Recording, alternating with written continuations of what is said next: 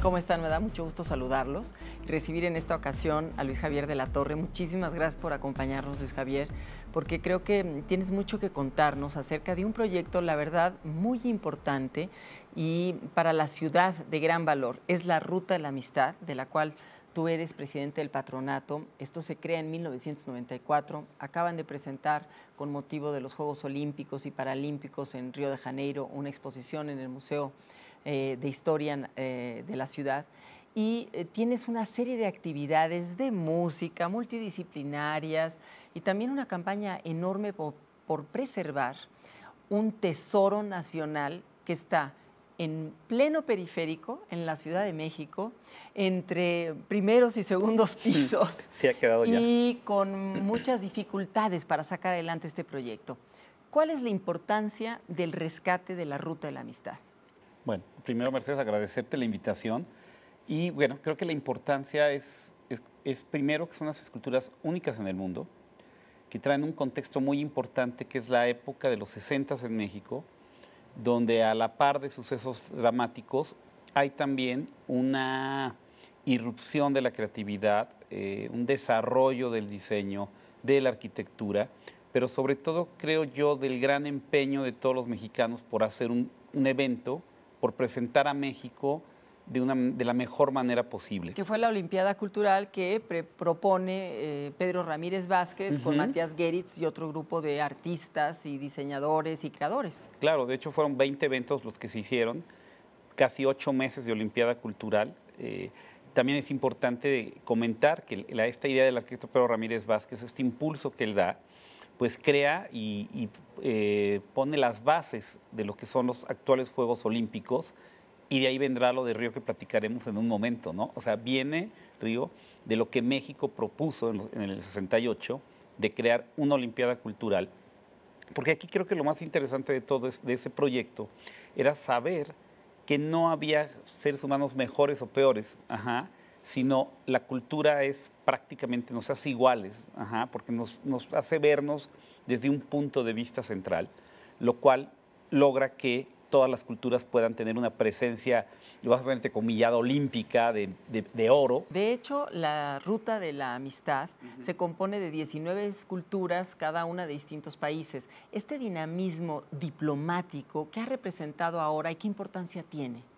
Bueno, en realidad creo que muchísima, porque entonces crea una ruta multicultural, que ese ha sido uno de los proyectos principales de la ruta. Creo que otra de las grandes virtudes que tiene sigue siendo la sorpresa. En 68 fue una sorpresa encontrar obras de arte de todo el mundo en medio del periférico, en una zona totalmente despoblada, y hoy vuelve a hacer exactamente lo mismo, es volver a descubrir estas esculturas de 16 países, 17 con México, que están presentes en la ruta y que vuelven a sorprendernos cuando nos empezamos a acercar a ellas y que sabemos bien lo que siguen viviendo ahí. ¿Qué pasa con esto? Bueno, que la ruta ha seguido generando proyectos en colaboración con las diversas embajadas que están en México y que siguen aprovechando esas esculturas que donaron para seguir elaborando en conjunto con el patronato diversas actividades culturales alrededor de las esculturas y también ecológicas, que eso es importantísimo. Sí, porque son espacios de recuperación de una memoria histórica, de recuperación de una vida cultural importante para la ciudad, pero de recuperación de la ecología nativa de la época. ¿Nos platicas un poco qué es esto y en dónde se cimentaron las esculturas? Bueno, hay que recordar que la Ruta de la Amistad originalmente, antes de los cambios que sufrió por el tema de los segundos pisos, era 17 kilómetros de largo, las 19 esculturas estaban colocadas cada kilómetro y medio y teníamos 3 obras más, que eran las invitadas, que está el Sol Rojo del Estadio Azteca, la Osa Mayor en el Palacio de los Deportes de Matías Geritz y Germán Cueto, del maestro Germán Cueto en Ciudad Universitaria. La idea era que estas esculturas fueran como una especie de cordón umbilical que uniera los escenarios olímpicos y sobre todo Cuemanco, que prácticamente estaba en las afueras de la ciudad. Y esta idea de colocarlas tenía esa vigencia de unir a los países y sobre todo de ir de alguna manera coloreando los espacios, teniendo en cuenta que una parte de las esculturas había quedado dentro del Pedregal de San Ángel y entonces estas bellísimas formas geométricas competían, o no competían, más bien diría, se integraban a los mantos rocosos del Pedregal que tenían formas uniformes. Y más al sur, pues tenías los campos agrícolas que existían en esa época. ¿Y qué han recuperado de la flora de esa época? Bueno, aquí el tema, lo que empezamos a hacer hace algunos años, por ahí del 2005, empezamos un programa muy ambicioso que es el rescate de los jardines nativos del Pedregal. Lo que hemos hecho es rescatar la roca volcánica alrededor de las esculturas, tal y como estaba hace prácticamente 1800 años. Y entonces las esculturas vuelven a tener el contexto original que tenían en 68. Obviamente ahora están encontradas en un trébol, están juntas, pero siguen teniendo ese mismo contexto. Más al sur estamos empezando un proyecto que se llama Bosques Comestibles, que lo que queremos es volver a dar a las esculturas que estaban al sur de la ciudad el mismo contexto que tenían en 68, este visual de campos de siembra. Sí. Entonces, la ruta de alguna manera, aunque sufrió estos cambios y estos movimientos, sigue teniendo, o sea, nos procuramos que siguiera teniendo su entorno y sus espacios como lo vieron los artistas. ¿Qué dificultades se enfrentaron cuando se construyó el segundo piso para reubicar algunas esculturas? Bueno, primero creo que fue un trabajo muy fuerte y muy interesante donde las embajadas formaron un bloque. Un frente común. Un frente común en conjunto con el patronato, la UNESCO y el World Monument Fund para decirle al gobierno que no podían destruir un acervo que no es de México, es un acervo mundial porque hay artistas muy reconocidos y que debemos de permanecer y que debe ser un legado para la humanidad por lo que representa. Este trabajo logró a sensibilizar al gobierno de Marcelo Ebrard, en el que él estaba, para que pudiéramos movernos y tener los fondos para poderlas recuperar.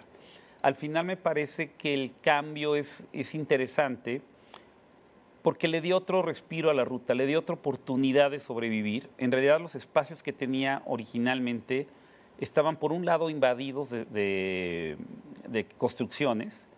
Ya era muy difícil hacer la ruta de la amistad, porque resulta que todas las esculturas están en zonas habitacionales que se fueron poblando, se fueron construyendo departamentos, y entonces cada día había más coches en las calles y te hacía imposible bajarte del carro a ver la escultura y quizás tenías que caminar.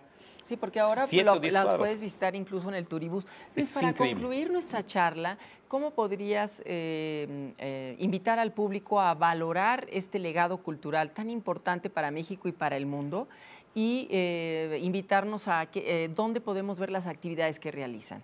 Bueno, yo creo que daría tres ideas muy rápidas y muy concretas. Una, agarrar el Metrobús en la estación Perisur, te bajas y a 5 pasos tienes 3 esculturas que disfrutar, ¿sí?